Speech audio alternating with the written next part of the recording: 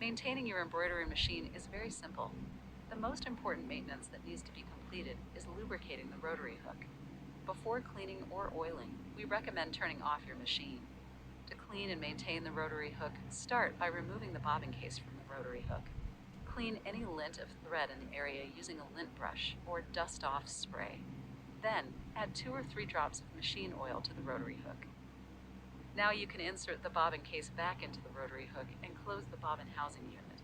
To ensure the machine runs smoothly, repeat this process twice a day if you're planning on running the machine for 8 hours a day. Once or twice a week, remove the needle plate and clean around the trimmer knives with a soft brush, an air compressor with a moisture filter, or an approved canned compressed gas product, such as Dust-Off. Once a week, pass a business card or a piece of paper through the bobbin case slit to clean any lint buildup. Each week, place a drop of oil directly on the needle bar through the slots in the needle case. Alternate each week. One week, lubricate the upper needle bars section, and the next week, the lower needle bars section.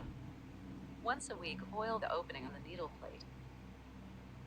For this section, we recommend turning on the machine and setting it to needle 1 in order to see the opening on the right side of the machine head. Add 2 to 3 drops of oil every week to that section. Then add 2 to 3 drops of oil to the metal rail of the machine head. Now move your machine head to needle 15 and place 2 to 3 drops of oil on the other side of the rail. Once every 3 to 5 months, apply white lithium grease to the black metal bar on the machine head.